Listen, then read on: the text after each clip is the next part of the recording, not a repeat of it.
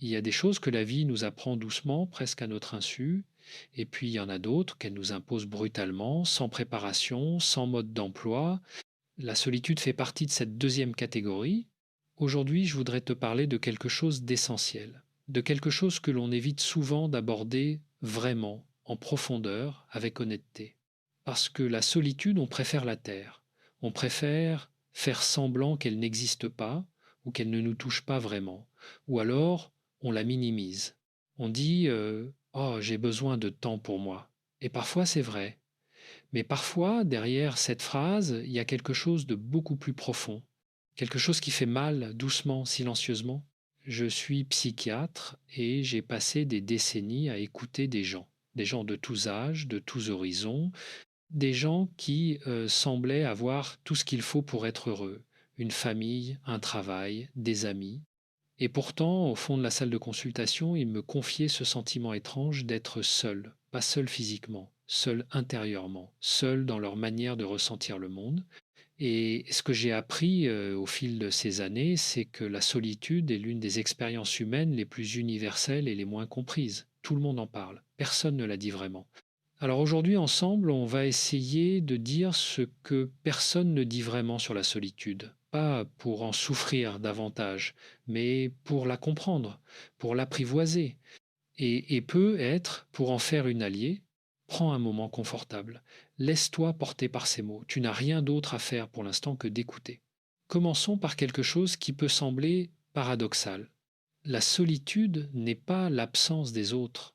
Je sais que c'est contre-intuitif, quand on pense à la solitude, on pense à quelqu'un qui rentre le soir dans un appartement vide, on pense à un repas à manger seul, à un téléphone qui ne sonne pas, on pense à l'isolement physique, mais j'ai rencontré des gens profondément seuls dans une salle pleine de monde, j'ai rencontré des gens seuls au sein de leur propre famille, j'ai rencontré des gens seuls dans un couple, à deux dans le même lit, à deux dans la même maison, et pourtant séparés par un abîme invisible.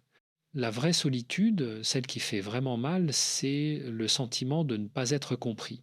C'est le sentiment que ce que tu ressens, ce que tu penses, ce que tu es profondément ne rejoint personne, qu'il n'y a pas de pont entre toi et l'autre, que tu peux parler et que tes mots tombent dans le vide. Un patient, je l'appellerai Marc, m'a dit un jour une phrase que je n'ai jamais oubliée. Il me disait docteur, je parle tout le temps. Au travail, avec mes amis, avec ma femme, je parle, mais j'ai l'impression que ma vraie voix, personne ne l'a jamais entendue. You Vesemia, in Unit Pro de Sunibis de cette phrase résonne, n'est-ce pas? Parce que peut être que toi aussi, à un moment de ta vie, tu as ressenti quelque chose comme ça. Cette impression que la version de toi que les autres voient n'est qu'une surface, et que derrière cette surface, il y a quelque chose de plus vaste, de plus complexe, de plus fragile aussi, que tu ne sais pas vraiment comment montrer. C'est ça la solitude intérieure. Et c'est de ça dont je veux te parler aujourd'hui. Il y a une deuxième chose que personne ne te dit vraiment sur la solitude, et c'est peut être la plus importante. La solitude n'est pas un échec. Dans notre culture, être seul est souvent perçu comme une forme de défaite. Si tu es seul, c'est parce que quelque chose ne va pas chez toi. Tu n'es pas assez sociable. Tu n'es pas assez intéressant. Tu n'es pas assez aimable. Il y a quelque chose en toi qui repousse les autres ou qui les empêche de vraiment t'atteindre. C'est une idée terrible et c'est une idée fausse. La solitude est une expérience humaine normale. Elle fait partie de la condition humaine depuis toujours. Les philosophes grecs en parlaient, les mystiques médiévaux en parlaient, les poètes romantiques en ont fait leur matière première. La solitude n'est pas un dysfonctionnement. C'est une réalité que nous traversons tous, à des degrés différents, à des moments différents de nos vies. Mais voilà le problème. Quand on vit dans une société qui valorise la connexion permanente, les réseaux sociaux, la présence constante des autres, la solitude devient quelque chose dont on a honte, on la cache, on la compense, on la noie dans le bruit, on remplit les silences avec des écrans, avec des notifications, avec n'importe quoi qui nous évite de rester seuls face à nous-mêmes. Et c'est là que la solitude devient vraiment dangereuse. Non pas quand on la ressent, mais quand on refuse de la regarder en face. Je voudrais te raconter l'histoire d'une femme que j'ai accompagnée pendant plusieurs années. Je l'appellerai Sophie. Sophie avait la cinquantaine, une vie apparemment bien remplie, des enfants, un mari, des collègues. Elle venait me voir pour ce qu'elle appelait une fatigue inexplicable, pas une fatigue physique, une fatigue de l'âme, disait-elle. Au fil des séances, on a découvert ensemble que Sophie avait passé toute sa vie à s'occuper des autres, de ses enfants, de ses parents vieillissants, de ses amis en difficulté. Elle avait été présente pour tout le monde, mais elle ne s'était jamais vraiment accordé le droit d'être présente pour elle-même. Elle ne savait pas ce qu'elle aimait, ce qu'elle désirait, ce qui la rendait heureuse, elle, Sophie, en dehors de son rôle auprès des autres. Et cette solitude-là, la solitude de soi-même, c'est peu être la plus profonde de toutes, ne pas se connaître, ne pas s'habiter, être un étranger dans sa propre vie. La solitude extérieure, on peut parfois la résoudre en appelant quelqu'un, en allant voir des amis, en rejoignant un groupe. Mais la solitude intérieure, celle qui vient du fait que l'on s'est perdu soi-même dans le sillage des autres, celle-là demande un autre type de travail, un travail plus intime, un retour vers soi. Alors qu'est-ce que ce retour vers soi veut dire concrètement? Il ne s'agit pas de devenir égoïste, il ne s'agit pas de se couper des autres, de se murer dans l'isolement, il s'agit quelque chose de beaucoup plus subtil et beaucoup plus beau.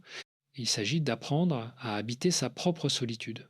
Tu vois, il y a deux types de solitude. Il y a la solitude subie, celle qui nous tombe dessus, qui nous isole, qui nous fait souffrir. Et il y a la solitude choisie, celle qu'on s'accorde, qu'on cultive, qui devient un espace de ressourcement, de réflexion, de rencontre avec soi-même. Les grands penseurs, les artistes, les personnes qui ont une vie intérieure riche, ont souvent développé une relation particulière avec la deuxième forme de solitude. Ils ont appris à ne pas la fuir, ils ont appris à l'apprivoiser, ils ont appris à en faire un terrain fertile. Montaigne se retirait dans sa tour pour écrire et réfléchir. Il appelait ça son arrière-boutique, ce lieu intime où il pouvait être simplement lui-même, sans masque, sans rôle à jouer. Virginia Woolf parlait de la nécessité pour une femme d'avoir une chambre à soi, pas seulement une chambre physique, un espace intérieur, un espace de liberté et de solitude créatrice. C'est pas un luxe, c'est une nécessité psychologique profonde. Si jusqu'ici quelque chose dans ce que tu as entendu t'a touché ou t'a fait réfléchir, je t'invite à t'abonner à cette chaîne. C'est une façon simple de continuer à cheminer ensemble, de recevoir ces réflexions régulièrement et de te rappeler que tu n'es pas seul dans tes questionnements. Maintenant, continuons. Je veux maintenant aborder quelque chose qui me tient très à cœur et dont on parle rarement avec assez de nuances. La solitude fait peur et cette peur est légitime. Elle est légitime parce que les êtres humains sont des animaux sociaux. Nous avons besoin des autres pour survivre, pour grandir, pour nous sentir exister. Les recherches en neurosciences sont formelles là-dessus. L'isolement social active dans le cerveau les mêmes zones que la douleur physique. La solitude, au sens neurologique, fait vraiment mal. Ce n'est pas une métaphore, c'est une réalité biologique. Et donc, cette peur de la solitude que beaucoup d'entre nous portent, c'est pas une faiblesse, c'est une réponse adaptée de notre système nerveux. C'est notre cerveau qui nous dit attention, tu as besoin des autres pour te sentir entier. Mais voilà où ça devient compliqué. Quand cette peur devient trop grande, quand elle gouverne nos choix, quand elle nous pousse à accepter n'importe quelle présence pour éviter d'être seul, alors elle cesse d'être une boussole et devient une prison. J'ai connu des personnes qui restaient dans des relations toxiques, des relations qui les épuisaient, qui les humiliaient parfois, simplement parce que la perspective d'être seul leur semblait encore plus insupportable. J'ai connu des personnes qui s'agitaient constamment, qui remplissaient chaque minute de leur journée d'activités et de rencontres, non pas par joie de vivre, mais par terreur du silence. Et dans ces silences évités, dans ces solitudes fuyées, se trouvait pourtant la clé de quelque chose d'essentiel, la clé de leur propre compréhension. Alors comment est-ce que l'on transforme sa relation à la solitude? Première étape, reconnaître ce qu'on ressent vraiment. Ça paraît simple, ça ne l'est pas. Beaucoup d'entre nous avons appris très tôt dans la vie à ne pas nommer nos émotions, à les minimiser, à les rationaliser, à les mettre de côté.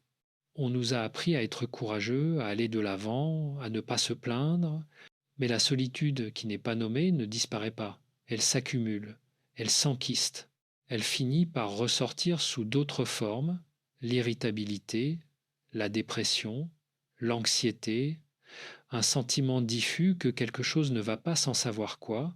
La première chose que je demande souvent aux gens que j'accompagne, c'est simplement dis-moi ce que tu ressens, pas ce que tu penses, pas ce que tu devrais ressentir. Ce que tu ressens vraiment, là, maintenant, et souvent, après un moment de silence, après quelques tentatives de réponse rationnelle, quelque chose de plus vrai remonte à la surface, quelque chose de plus fragile, quelque chose de plus humain. Pose-toi cette question aujourd'hui, pas de manière dramatique, simplement, avec bienveillance, qu'est-ce que je ressens vraiment en ce moment dans ma vie? Est-ce qu'il y a de la solitude là-dedans? Et si oui, de quel type? La solitude du manque d'autres ou la solitude du manque de moi-même? Deuxième étape, et c'est là que ça devient vraiment intéressant, apprendre à distinguer la solitude de l'isolement. La solitude est un état intérieur, l'isolement est une condition extérieure.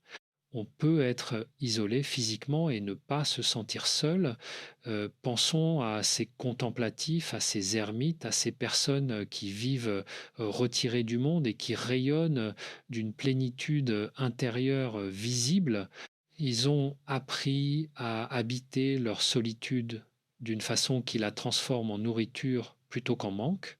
Inversement, on peut être entouré de monde et se sentir profondément isolé. Parce que l'isolement, dans ce sens-là, c'est le sentiment que personne ne peut vraiment nous rejoindre là où nous sommes. Cette distinction est libératrice, parce qu'elle nous rappelle que la solution à la solitude n'est pas toujours d'ajouter plus de personnes dans notre vie. Parfois, la solution, c'est de transformer notre relation avec nous-mêmes, de devenir une meilleure compagnie pour soi-même, d'apprendre à s'apprécier, à se respecter, à s'intéresser à sa propre vie intérieure. Je vais te parler maintenant de quelque chose que j'appelle la solitude productive. C'est peut être l'un des outils les plus puissants du développement personnel et l'un des moins utilisés dans notre époque.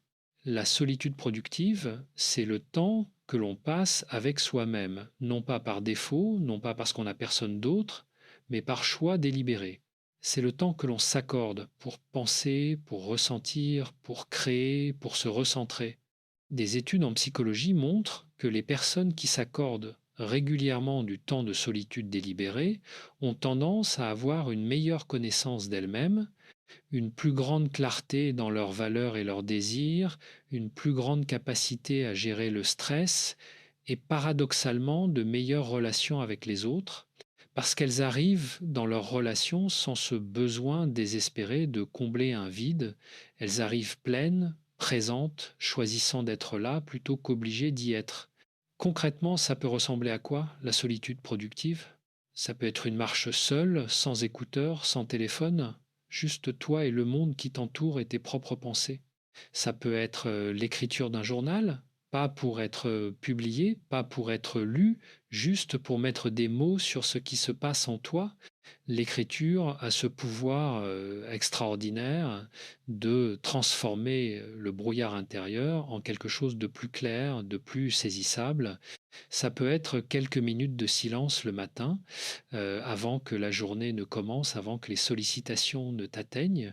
Juste être là, présent à toi-même, sans agenda. Ça peut être la contemplation d'un coucher de soleil, d'une tasse de thé, d'un arbre dans la rue, ces petits moments d'attention au réel qui nous ancrent dans notre propre existence. Je m'arrête un instant ici pour te rappeler quelque chose d'important. Si ce contenu t'accompagne dans ta réflexion, si tu te reconnais dans ce qu'on est en train d'explorer ensemble, prends un moment pour t'abonner à cette chaîne et partager cet épisode avec quelqu'un qui peut être en a besoin lui aussi. On ne sait jamais quel mot peut arriver au bon moment dans la vie de quelqu'un. Maintenant, continuons notre chemin ensemble. Il y a une troisième chose que personne ne te dit vraiment sur la solitude, et je veux en parler avec beaucoup de douceur, hein, parce que c'est un sujet sensible. La solitude peut être le signe que quelque chose en toi cherche à grandir. Je sais que ça peut paraître étrange d'entendre ça. Quand on souffre de la solitude, on n'a pas forcément envie qu'on nous parle de croissance personnelle. On voudrait juste que ça s'arrête. On voudrait juste ne plus se sentir seul. Mais laisse-moi te proposer une façon différente de regarder les choses. Dans le développement humain, il y a des moments de transition qui s'accompagnent presque inévitablement d'une forme de solitude. L'adolescence, cette période où l'on quitte l'enfance sans avoir encore trouvé qui l'on est vraiment. Les grandes ruptures de la vie adulte, une séparation, une perte d'emploi, un deuil, les passages de mi-temps de vie, ces moments où l'on fait le bilan, où l'on se demande si la vie que l'on a construite correspond vraiment à ce qu'on voulait profondément, ces moments sont souvent des moments de solitude intense et ils sont aussi, quand on les traverse avec conscience, des moments de transformation profonde. C'est comme si la solitude était parfois la chambre où se prépare quelque chose de nouveau, un retrait temporaire du bruit du monde pour laisser émerger quelque chose de plus authentique, de plus vrai, de plus soi. Le philosophe Paul Tillich disait que le langage a créé le mot solitude pour exprimer la douleur d'être seul. Et il a créé le mot solitude, au sens de recueillement intérieur, pour exprimer la gloire d'être seul. Cette distinction entre la souffrance de la solitude et la richesse du recueillement solitaire me semble essentielle. Et le chemin de l'une vers l'autre n'est pas un chemin de fuite, c'est un chemin d'acceptation et d'approfondissement. Parlons maintenant de quelque chose de très concret. Comment est-ce que la solitude s'installe dans nos vies modernes? Et pourquoi est-elle peut être plus répandue aujourd'hui qu'elle ne l'a jamais été? On vit dans l'ère de la connexion permanente, les réseaux sociaux, les messageries instantanées, les appels vidéo. On n'a jamais eu autant de moyens techniques pour rester en contact avec les autres. Et pourtant, les études sur la solitude en Occident montrent des chiffres alarmants. De plus en plus de gens se déclarent seuls, de plus en plus de gens manquent de liens profonds et significatifs. Comment expliquer ce paradoxe? Je crois que la réponse se trouve dans la distinction entre connexion et présence. Les réseaux sociaux nous permettent d'être connectés, mais être connecté, c'est pas la même chose qu'être présent. La connexion, c'est l'échange d'informations, d'images, de signaux. La présence, c'est quelque chose de beaucoup plus profond. C'est la rencontre réelle entre deux êtres qui s'ouvrent l'un à l'autre, qui se voient vraiment, qui partagent quelque chose d'authentique. Et le problème avec les interactions numériques, c'est qu'elles favorisent la connexion, mais appauvrissent souvent la présence. On se montre des photos de nos vies plutôt que de partager nos vies réelles. On affiche des fragments soigneusement sélectionnés plutôt que de montrer notre complexité, nos doutes, nos peurs, nos joies simples. Résultat, on peut être connecté à 500 personnes et se sentir profondément seul. Parce que personne parmi ces 500 personnes ne nous voit vraiment. Un jeune homme que j'ai accompagné, je l'appellerai Thomas, avait des centaines d'abonnés sur ses réseaux sociaux. Il postait régulièrement, recevait des likes, des commentaires, des messages, et pourtant il est venu me voir parce qu'il se sentait invisible.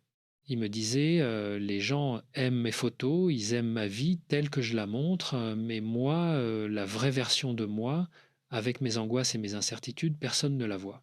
Personne ne la connaît. Parfois je me demande si elle existe vraiment. Cette phrase m'a profondément touché, parce qu'elle dit quelque chose de fondamental sur ce que la solitude moderne nous fait. Elle nous fait douter de notre propre réalité. Elle nous fait sentir que seule la version performée de nous-mêmes mérite d'être vue et que notre réalité intérieure, plus complexe, plus fragile, plus vraie, n'a pas sa place dans le monde. C'est un drame silencieux que beaucoup de gens vivent aujourd'hui et c'est un drame qui se joue en grande partie dans la solitude. Alors que faire? Comment reconstruire des liens vrais dans un monde qui semble parfois tout faire pour les rendre superficiels? Je voudrais te proposer quelques pistes concrètes. La première, c'est de cultiver la profondeur plutôt que la largeur dans tes relations. Il vaut mieux avoir 2 ou 3 personnes avec qui tu peux être vraiment toi-même, avec qui tu peux parler de ce qui compte vraiment, que 20 relations superficielles qui ne te nourrissent pas, réellement.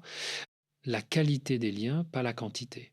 Et ça demande du courage de se montrer tel qu'on est, du courage de la vulnérabilité, parce que montrer sa vraie face, c'est prendre le risque d'être rejeté. Et ce risque-là, beaucoup d'entre nous ont appris à l'éviter à tout prix.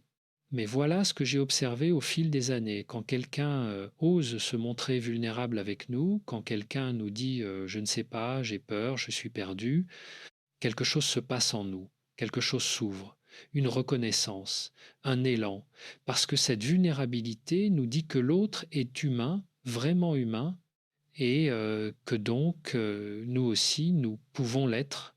La vulnérabilité n'éloigne pas les autres, elle les attire, elle crée l'espace pour une vraie rencontre. La deuxième piste, c'est d'apprendre à écouter vraiment. L'une des formes les plus profondes de solitude, c'est le sentiment de ne pas être écouté, pas entendu, pas vraiment, d'avoir quelqu'un en face de soi qui attend simplement son tour pour parler, plutôt que de vraiment recevoir ce qu'on dit. Et souvent, on est soi-même coupable de cette forme de pseudo-écoute. On est avec quelqu'un, mais on est déjà en train de préparer notre réponse, de penser à autre chose, de juger ce qui est dit. L'écoute vraie, l'écoute profonde, c'est un acte d'amour. C'est dire à l'autre ce que tu vis, ce que tu ressens, ce que tu penses, ça compte. Je suis là pour toi, vraiment, pas pour briller, pas pour conseiller, pas pour résoudre, juste pour être là, présent, accueillant. Cette qualité d'écoute, elle peut transformer des relations, elle peut transformer des vies, et elle commence par choisir délibérément d'être vraiment présent à l'autre, de poser son téléphone, de regarder dans les yeux, de laisser les silences exister sans les remplir précipitamment. Avant de continuer, j'ai une invitation pour toi. Si tu n'es pas encore abonné à cette chaîne, c'est le bon moment pour le faire. Ces réflexions, on peut les creuser ensemble, épisode après épisode. Et si quelqu'un dans ton entourage traverse une période de solitude ou d'isolement, partage cet épisode avec lui. Parfois, savoir que quelqu'un a pensé à nous peut faire une grande différence. Voilà, reprenons. Je voudrais maintenant aborder un aspect de la solitude qu'on évoque rarement et qui pourtant me semble fondamental. La solitude et la relation à soi-même. On parle beaucoup de solitude comme d'une absence de l'autre, mais on parle peu de solitude comme d'une absence de soi. Et pourtant, pour beaucoup de gens, le problème n'est pas tant qu'ils sont seuls dans le monde, mais qu'ils ne savent pas être avec eux-mêmes. Se retrouver seul, sans écran, sans distraction, sans agenda, peut être une expérience très inconfortable, parce que dans ce silence, des choses remontent, des pensées qu'on a évitées, des émotions qu'on a mises de côté, des questions qu'on n'a pas voulu poser. Et notre réflexe, souvent, c'est de fuir ce silence, d'allumer la télé, de regarder son téléphone, de s'occuper, de faire quelque chose, n'importe quoi, plutôt que de rester là, tranquille, avec soi-même. Mais cette fuite a un coût. À force d'éviter sa propre compagnie, on finit par devenir un étranger à soi-même. On ne sait plus ce qu'on pense vraiment, on ne sait plus ce qu'on ressent vraiment. On vit en surface de sa propre vie, porté par les attentes des autres, par les conventions sociales, par les habitudes, sans jamais vraiment s'arrêter pour demander mais moi, qu'est-ce que je veux? Qui suis-je vraiment? Qu'est-ce qui compte pour moi? Il y a une pratique que je recommande souvent et qui peut sembler toute simple, presque naïve, c'est la pratique du rendez-vous avec soi-même. Une fois par semaine, ou même une fois par jour si tu peux, accorde-toi un moment délibérément seul, un moment sans écran, sans agenda, sans obligation, juste toi. Et dans ce moment, permets-toi simplement d'être, de regarder ce qui se passe en toi, de laisser les pensées et les émotions défiler, sans les retenir et sans les chasser. Au début, ça peut être inconfortable. Des pensées intrusives vont arriver. L'envie de vérifier ces messages va surgir. Le sentiment de perdre son temps va se manifester. Tiens bon. Parce que progressivement, dans ce silence consenti, quelque chose commence à se passer. Une détente, une clarté, un retour à soi. qui ressemble parfois à rentrer à la maison après un long voyage. C'est dans ces moments-là qu'on recommence à s'entendre, qu'on recommence à se connaître. Et paradoxalement, c'est souvent dans ces moments-là qu'on est le mieux préparé à aller vers les autres, parce qu'on arrive dans la relation avec une présence à soi-même qui rend possible une vraie présence à l'autre. Je veux maintenant parler de quelque chose qui touche beaucoup de gens et qu'on n'ose pas toujours dire à voix haute, la solitude après une perte. Qu'il s'agisse d'une séparation, d'un deuil, d'une amitié qui s'efface, d'une relation familiale qui se brise, la solitude qui suit une perte a quelque chose de particulièrement cruel. Parce qu'elle n'est pas seulement le manque de l'autre, elle est aussi le manque de la version de soi-même qu'on était dans cette relation. Quand on perd quelqu'un qu'on aimait, on perd aussi une partie de soi. La partie de soi qui existait dans le regard de cet autre, la partie de soi qui riait avec lui, qui se disputait avec lui, qui grandissait à son contact. Et cette double perte, la perte de l'autre et la perte d'une partie de soi, peut créer une solitude d'une intensité difficile à décrire pour ceux qui ne l'ont pas vécu. Ce que j'aimerais te dire, si tu traverses ce type de solitude, c'est que ce que tu ressens est réel et que c'est légitime, que cette douleur est le signe que tu as aimé, que tu as été présent, que quelque chose a compté pour toi et que doucement, progressivement, une reconstruction est possible. Non pas un retour à l'avant, on revient jamais à l'avant, mais une intégration, une façon de porter ce qui a été perdu, non plus comme une absence qui fait saigner, mais comme une présence transformée qui enrichit ce qu'on est. Le deuil, la vraie traversée du deuil, c'est apprendre à habiter une solitude nouvelle, une solitude où l'absent est présent d'une autre façon. Dans les souvenirs, dans ce qui nous a appris, dans la façon dont son passage a modifié notre regard sur le monde, je voudrais maintenant te parler d'un concept que j'ai développé au fil de mes années de pratique et qui me semble être une clé importante pour comprendre la solitude. C'est ce que j'appelle la solitude habitée. La solitude habitée, c'est une solitude qui n'est pas vide. C'est une solitude peuplée de tout ce qu'on est, de tout ce qu'on a vécu, de tout ce qui nous constitue. C'est la solitude d'une personne qui a une relation vivante avec sa propre vie intérieure. Pour certaines personnes, cette vie intérieure est naturellement riche et accessible. Elles n'ont jamais vraiment de problème à rester seules, parce qu'en elles-mêmes, il y a une compagnie permanente, des pensées qui les intéressent, des émotions qu'elles savent accueillir, une curiosité pour le monde et pour elles-mêmes qui ne s'épuise pas. Pour d'autres, cette vie intérieure a été étouffée, négligée, parfois même niée. On leur a appris très tôt que leur monde intérieur n'était pas important, qu'il fallait s'occuper, être productif, être utile, et donc quand elles se retrouvent seules, elles trouvent un espace vide, et ce vide est angoissant. Mais voici la bonne nouvelle. La vie intérieure, ça se cultive. Comme un jardin, si on la nourrit, si on lui accorde du temps et de l'attention, elle se développe, elle s'enrichit. Et la solitude, progressivement, cesse d'être un vide pour devenir un espace habité. Comment cultiver cette vie intérieure? Par la lecture, bien sûr. Les livres sont des compagnons extraordinaires dans la solitude. Ils te donnent accès à des milliers de vies, à des milliers de façons de voir le monde, à des sagesses accumulées sur des siècles. Et ils font ça dans le silence, dans la tranquillité, dans cet espace privilégié de la rencontre entre un texte et un lecteur. Par la musique aussi, laisser la musique t'atteindre vraiment, pas comme un fond sonore, mais comme une présence. Laisser une mélodie te traverser, te toucher, éveiller en toi des émotions que tu n'aurais pas pu nommer autrement. Par la nature, marcher dans un bois, s'asseoir au bord d'une rivière, regarder le ciel, la nature a ce pouvoir extraordinaire de nous rappeler que nous faisons partie de quelque chose de plus grand que nous. Et dans cette appartenance, la solitude change de nature, elle devient moins isolement et plus connexion avec le vivant. Par la création aussi, qu'il s'agisse d'écrire, de peindre, de jardiner, de cuisiner, de bricoler, tout acte créatif est un dialogue entre soi et le monde et il nourrit la vie intérieure d'une façon très particulière Il y a quelque chose que je tiens à dire avant qu'on aborde la conclusion de ce voyage ensemble, quelque chose d'important.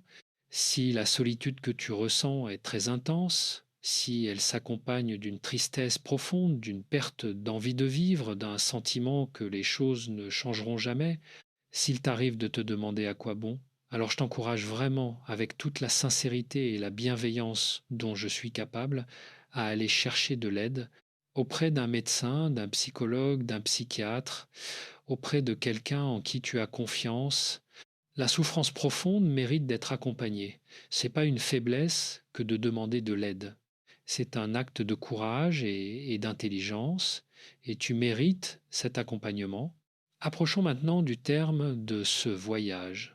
Je voudrais terminer en te parlant de quelque chose que j'appelle la solitude comme berceau du lien.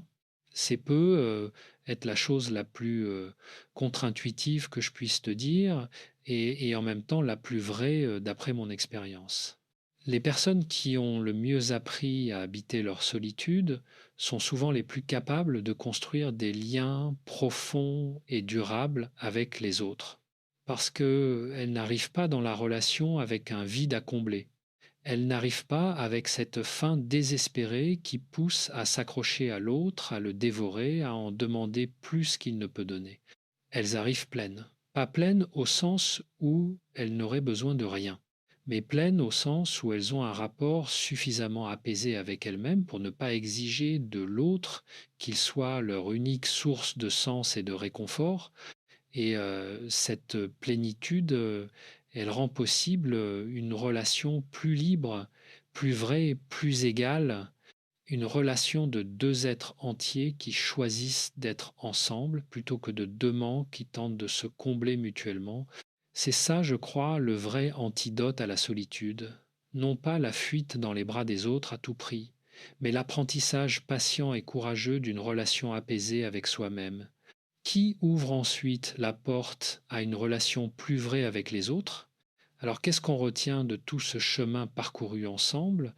On a vu que la solitude n'est pas l'absence des autres, mais souvent le sentiment de ne pas être vraiment compris, vraiment vu. On a vu que la solitude n'est pas un échec, mais une expérience humaine, universelle, légitime, qui mérite d'être regardée en face plutôt que fuie.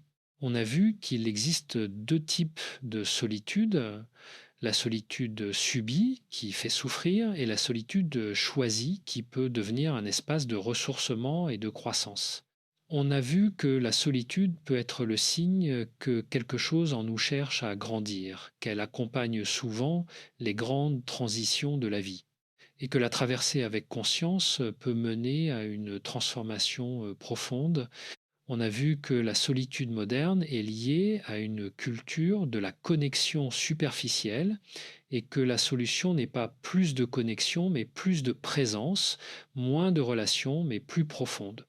On a vu que cultiver une vie intérieure riche est le meilleur antidote à la solitude subie et que cette vie intérieure se nourrit de silence, de lecture, de création, de nature, de cette attention douce à ce qui se passe en soi.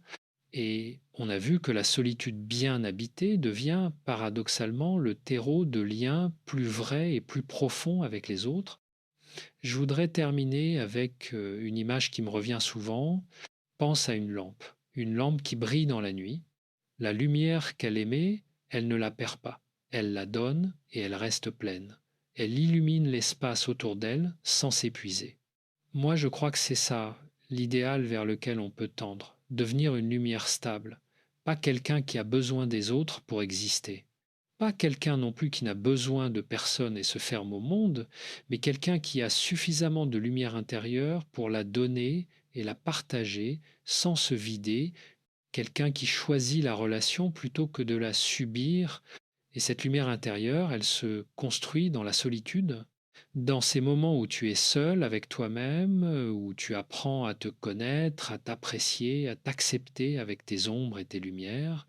La solitude, finalement, n'est pas l'opposé de la relation, elle en est la préparation, elle en est le fondement.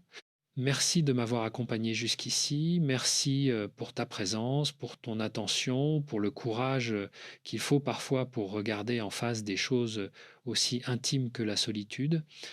J'espère que quelque chose dans ce que tu as entendu aujourd'hui t'a rejoint, peut être une idée, peut être une image, peut être simplement le sentiment de ne pas être le seul à traverser ce que tu traverses, parce que c'est peut être la chose la plus importante à retenir de tout ce chemin. Tu n'es pas seul dans ta solitude.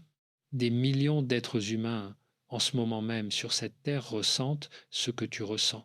Et cette humanité partagée, cette fragilité commune, et peut être la plus belle porte d'entrée vers le lien que je connaisse. Si cet épisode t'a été utile, ou s'il t'a simplement accompagné pendant un moment de ton chemin, je t'invite à t'abonner à cette chaîne et à le partager avec quelqu'un qui pourrait en avoir besoin, un ami, un proche, quelqu'un que tu sens un peu perdu en ce moment. Parfois, tendre à quelqu'un les mots qu'on aurait aimé entendre soi-même, c'est la plus belle façon de rompre la solitude des deux côtés. Prends soin de toi, prends soin de ta vie intérieure et souviens-toi que la solitude, bien habitée, est le début d'une rencontre, la rencontre avec toi-même et à travers toi, la rencontre avec le monde. On se retrouve dans le prochain épisode.